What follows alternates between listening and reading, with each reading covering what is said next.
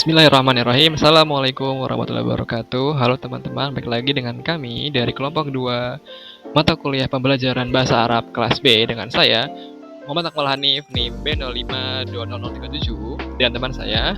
Dan saya Zahra Cahya Putri dengan NIM B0520058. Nah, kali ini kelompok kami akan menjelaskan terkait kurikulum dan silabus pengajaran bahasa Arab dengan studi kasus di SMA Al-Islam 1 Surakarta.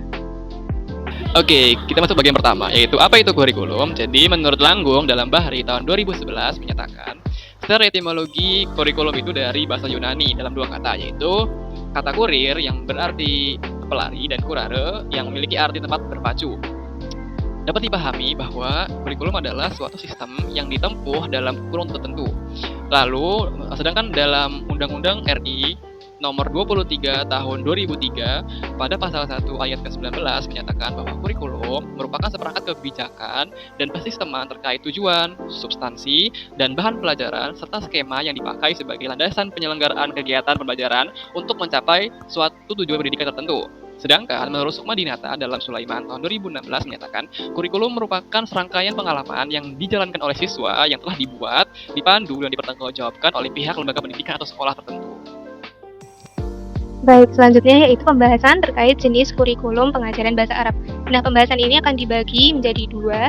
Yang pertama yaitu terkait jenis kurikulum pengajaran bahasa Arab menurut Muradi dan Taufikur Rahman. Mereka membedakan jenis-jenis kurikulum menjadi 3 klasifikasi. Yang pertama yaitu administrasi, kemudian yang kedua grassroots atau akar rumput, kemudian yang ketiga yaitu kombinasi antara administrasi dan grassroots. Nah, untuk jenis kurikulum administrasi, yaitu jenis kurikulum yang diinisiasi oleh para pemegang kebijakan atau administrator di bidang pendidikan negara. Nah, jenis kurikulum ini memiliki sistem sentralisasi yang mana perancangan kurikulum dilakukan oleh Kementerian Pendidikan untuk kemudian diimplementasikan oleh seluruh satuan pendidikan di bawahnya dengan pengawasan dari pusat. Kemudian, yang kedua yaitu grassroots atau akar rumput. Ia merupakan jenis kurikulum yang dirancang dan diimplementasikan sepenuhnya oleh pihak lembaga pendidikan atau sekolah tertentu. Nah, jenis kurikulum ini pada proses perancangannya harus melibatkan beberapa pihak seperti pengajar, peserta didik, kepala sekolah, dan lain-lain terkait rancangan yang sesuai dengan kebutuhan lembaga pendidikan tersebut. Kemudian yang ketiga yaitu kombinasi antara administrasi dan grassroots. Nah, jenis kurikulum ini mempertemukan antara pemegang kebijakan pendidikan pusat dengan para pengajar lembaga pendidikan untuk bekerja sama dalam perancangan suatu kurikulum baru. Nah, jenis kombinasi ini juga dapat dipahami bahwa secara garis besar poin-poin kurikulum dirancang oleh pemerintah pusat yang kemudian dapat dikembangkan, ditambahkan, dan disesuaikan oleh para pihak lembaga pendidikan yang menerapkan atau sekolah-sekolah tertentu. Oke, setelah mengetahui jenis-jenis kurikulum menurut Muradi dan Taufikur Rahman, selanjutnya yaitu jenis-jenis kurikulum menurut Wahid Murni dalam Herdah tahun 2020, beliau membagi menjadi 5 jenis kurikulum. Yang pertama, kurikulum ideal, yaitu kurikulum yang dikembangkan bermula dari suatu isu atau permasalahan yang dinilai patut untuk diajarkan kepada peserta didik, seperti permasalahan toleransi yang kemudian menjadi haluan penyusunan kurikulum pendidikan. Kedua, kurikulum formal. Jenis kurikulum ini dibuat berdasarkan analisis dan masukan dari para pakar ahli terkait realitas yang ada dalam dunia pendidikan. Ketiga, kurikulum instruksional, yaitu kurikulum yang dirancang oleh pemerintah pusat dalam bentuk naskah rancangan kurikulum untuk kemudian dapat dikembangkan oleh tiap sekolah di daerah tertentu. Yang keempat, jenis kurikulum operasional. Jenis ini dirancang langsung oleh pengajar di satu lembaga pendidikan tertentu untuk kemudian diimplementasikan dalam kegiatan pembelajaran di sekolah tersebut. Yang terakhir yaitu kurikulum eksperiensial, yaitu jenis kurikulum yang berorientasi pada hasil dari penerapan suatu pembelajaran yang sebisa mungkin dapat membawa perubahan atau peningkatan pengetahuan, keterampilan, dan perilaku peserta didik. Baik, pembahasan selanjutnya yaitu terkait tipe kurikulum pengajaran bahasa Arab. Nah, ini ditetuskan oleh Herda pada tahun 2020. Jadi, tipe kurikulum ini terbagi atas 2 tipe. Yang pertama yaitu tipe kurikulum terpisah, separated, atau lebih dikenal sebagai Nadoriyah Al-Furuq, yaitu dengan memisahkan unsur-unsur pengajaran bahasa Arab seperti qawaid, istima, kalam, kitabah, qiraah, dan lain-lainnya. Nah, pemisahan unsur-unsur ini diterapkan melalui mata pelajaran yang berbeda-beda sesuai dengan rancangan kurikulum yang dibuat oleh suatu lembaga pendidikan, yang dimana tujuan dari pemisahan unsur-unsur ini agar lebih fokus atau lebih mendalam pembahasan materinya. Kemudian yang kedua yaitu tipe terpadu atau integrated, atau lebih dikenal dengan istilah Nadoriyah Al-Wihdah. Nah, tipe kurikulum pengajaran ini berlawanan dengan tipe sebelumnya, yang mana semua unsur pengajaran bahasa Arab seperti qawaid, istima, kalam, kitabah, qiraah, dan lainnya disatukan dalam satu pelajaran bahasa Arab.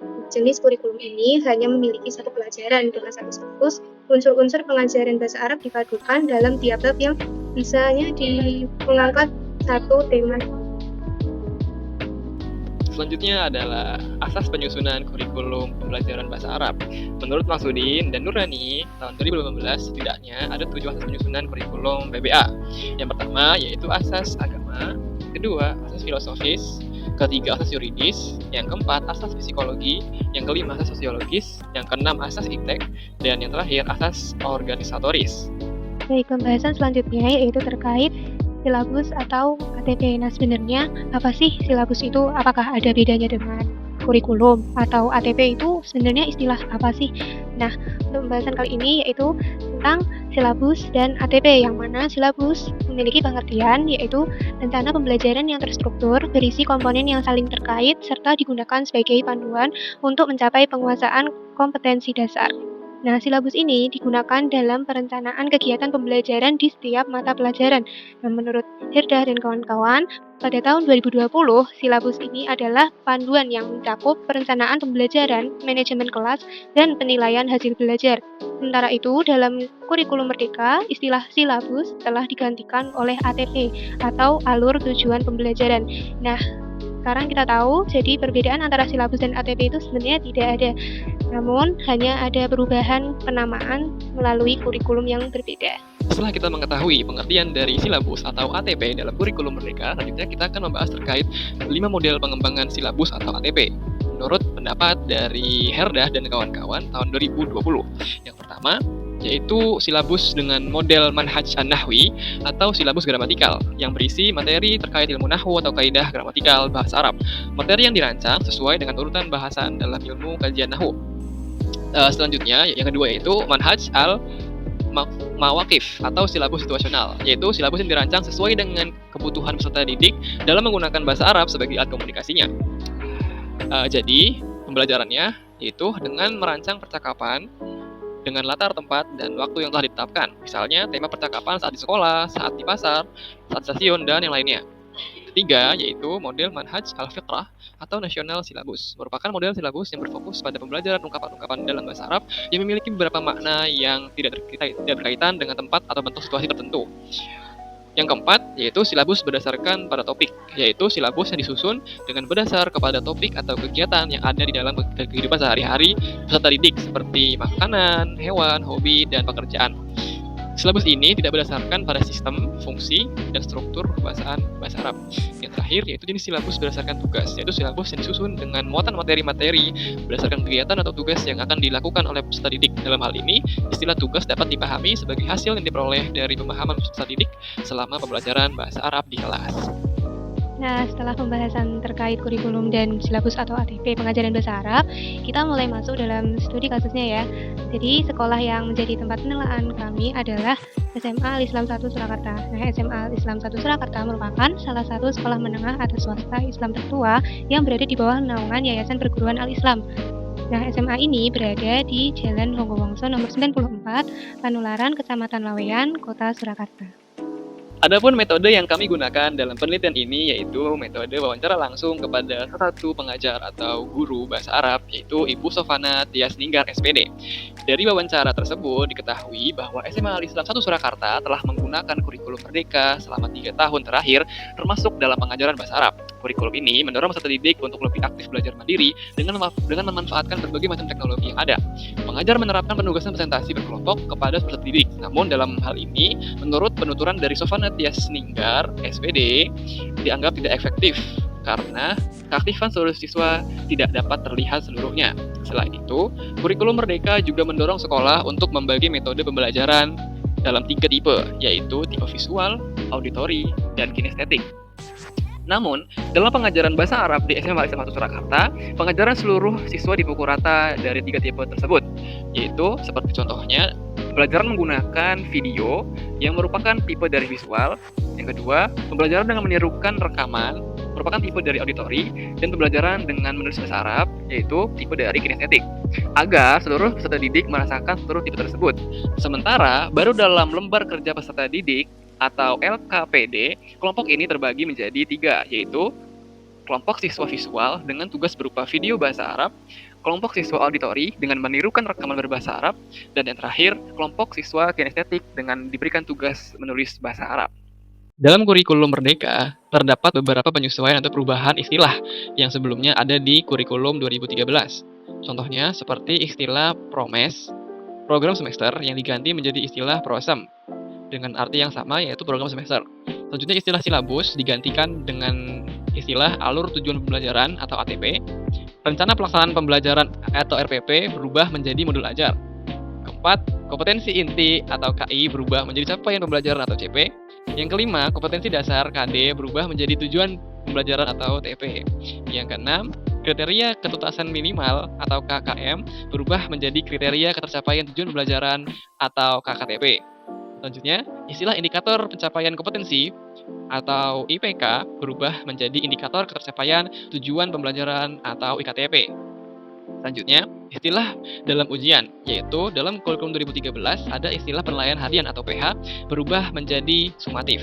Sedangkan untuk penilaian tengah semester atau PTS berubah menjadi sumatif tengah semester atau STS.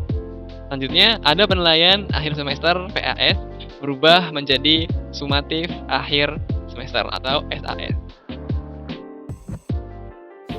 Nah, setelah kami melakukan studi kasus di SMA Al-Islam 1 Surakarta, kami menemukan bahwasannya jenis kurikulum yang diterapkan oleh SMA Al-Islam 1 Surakarta menurut teori milik Muradi dan Taufikur Rahman, yaitu jenis kombinasi dari administrasi dengan grassroots atau akar rumput.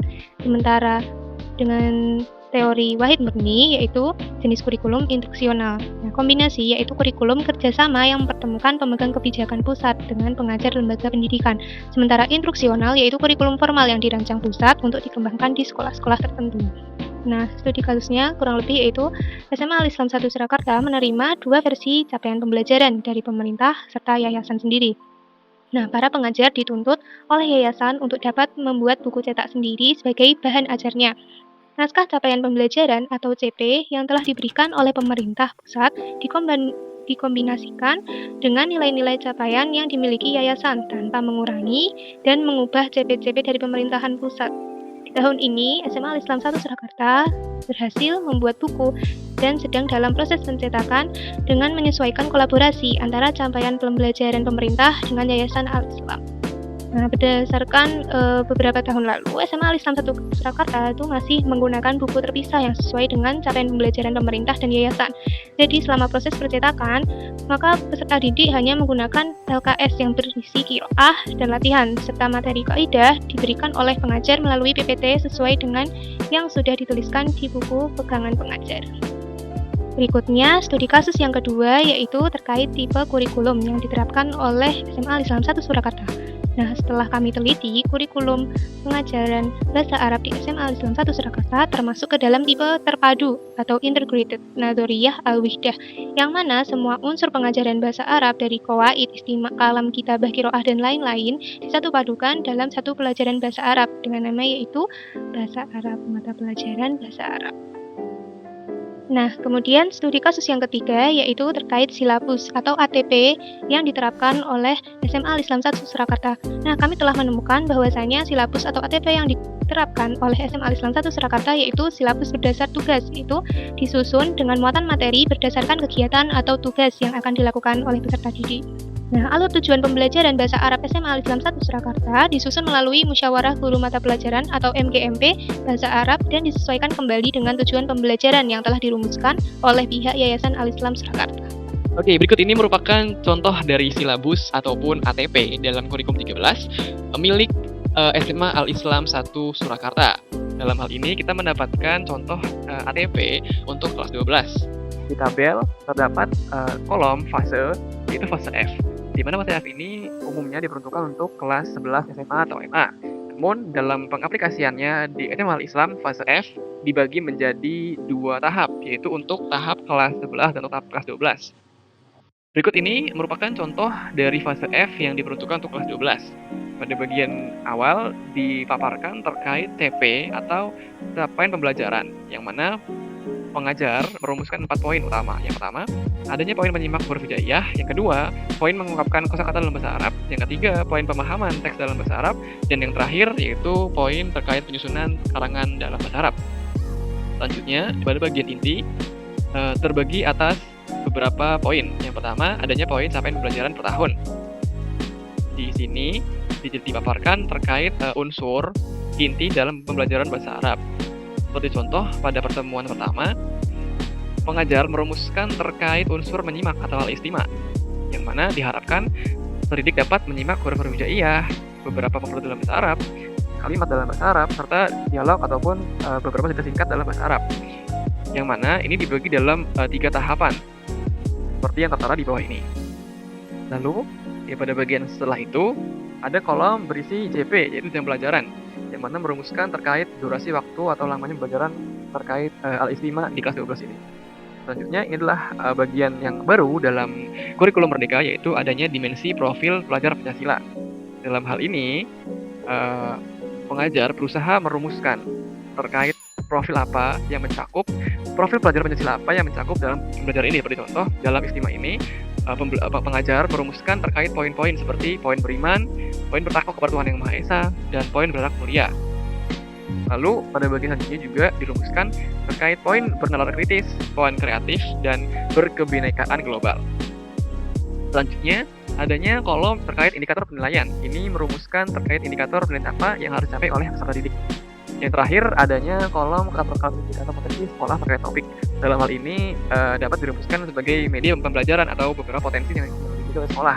Seperti contohnya, dalam pembelajaran istima di kelas 12 ini menggunakan video YouTube, yaitu ataupun program semaan hafalan Quran di sekolah, dan pembacaan hadis setelah salat zuhur maupun salat Jumatan di sekolah SMA Islam 1 Surakarta.